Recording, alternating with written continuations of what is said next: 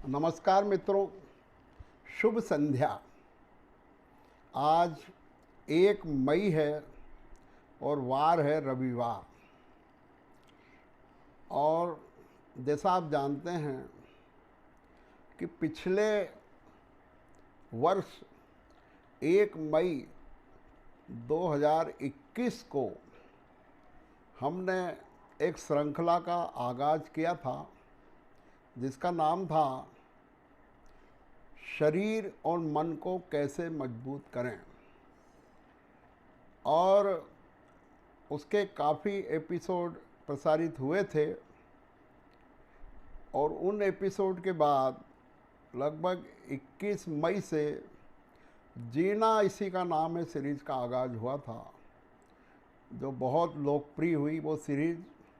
और लगभग 111 एपिसोड उसके प्रसारित हुए थे। आज सुबह जब प्रिय मित्र ललित जी ने ये याद दिलाई और उसके बाद अभी मुकेश जी की भी पोस्ट मैंने देखी है खातोली वालों की, निश्चित है आज का दिन बहुत महत्वपूर्ण है। और 1 वर्ष हमारे इस सीरीज के प्रकल्प को पूरा हो रहा है, तो मैंने सोचा कि निश्चित है आज का दिन थोड़ा सा मार्क किया जाए, सेलिब्रेट किया जाए। और इसी उसमें एक विचार कौंधा है। निश्चित रूप से पिछले साल जब 1 मई की जो स्थितियाँ थी वो बड़ी भयावह थी। कोरोना की गिरफ्त में थी पूरी दुनिया, पूरा भारत, पूरा हमारा मध्य प्रदेश, राजस्थान और हमारा शहर इंदौर, जयपुर, सवाई माधोपुर इत्यादि सभी शहर। आज उस बात को 1 साल हो गया है। वो चीज़ें याद आती है जब पेपरों में हम देख रहे हैं प्रथम पुण्यतिथि। 2-4 दिनों से मैं लगातार देख रहा हूँ प्रथम पुण्यतिथियों के संदेशों से पेपर भरे पड़े हैं। तो ये निश्चित है कि वो एक भयावह समय था, एक दुखद समय था, एक बहुत ही परीक्षा लेने वाला समय था, जब हम में से कई लोगों के प्रियजन, रिश्तेदार, मित्र, पड़ोसी, मोहल्ले वाले, शहर वाले उस बीमारी से प्रभावित होकर संसार से विदा हुए। तो उस समय जो ये सीरीज चली थी, शरीर और मन को कैसे मजबूत करें और जीना इसी का नाम है, इसकी बहुत उपयोगिता सिद्ध हुई थी। और निश्चित है उसका बहुत अच्छा फीडबैक मुझे समय समय पर मिलता रहता है। आज स्थिति अलग है। आज की 1 मई बहुत स्वतंत्रता वाली है। कोई लॉकडाउन नहीं है, बीमारियों का कोई लक्षण नहीं है आसपास, और हम लोग बहुत ठीक ठाक तरीके से इन दिनों अपनी दिनचर्या चला रहे हैं। और शुभ विवाह, शादी, ब्याह, मुहूर्त सब चीज़ें हो रही है, व्यापार धंधे अच्छे चल रहे हैं, पर्यटन अच्छा चल रहा है। तो थोड़ा सा स्थिति में बहुत अच्छा परिवर्तन है, सकारात्मक परिवर्तन है, सुधार है। अब ऐसे में क्या हो, तो निश्चित है समय अनुसार, परिस्थिति अनुसार चीज़ों को करना चाहिए। तो मेरे मन में सुबह से विचार कौंध रहा था कि अब क्या करें, किस प्रकार से कुछ चीज़ों को आगे बढ़ाएं।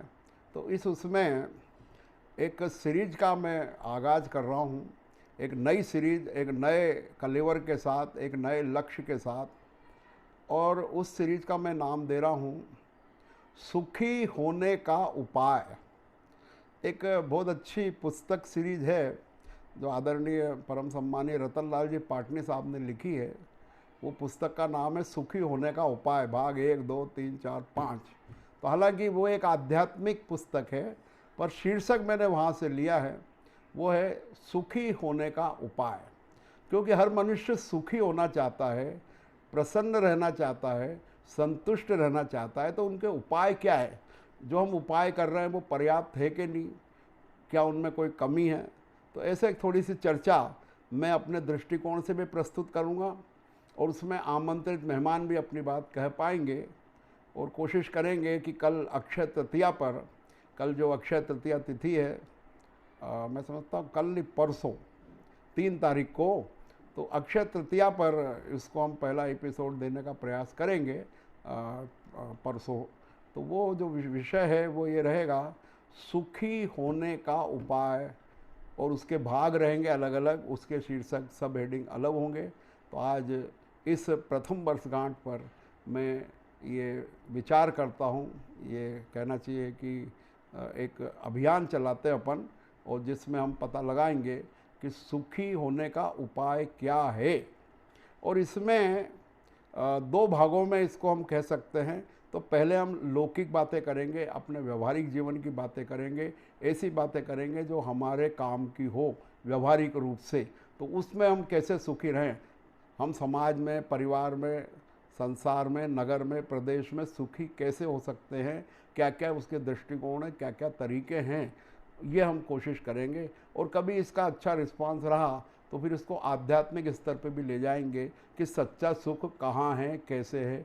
वो जो रतन लाल जी पाटनी वाली बात है, उस पर भी हम चर्चा कर सकते हैं बाद के एपिसोडों में, पर शुरू में तो हमारा ये लक्ष्य रहेगा। तो एक बार पुनः सभी सम्मानीय मित्रों को, सदस्यों को बहुत बहुत बधाई, शुभकामनाएं, 1 वर्ष पूरे होने के उपलक्ष्य में। और एक नए उत्साह के साथ, एक नए दृष्टि से हम अक्षय तृतीया पे शुरू कर रहे हैं। क्या शुरू कर रहे हैं? सुखी होने का उपाय। तो आशा है आप सभी सुखी होना चाहेंगे।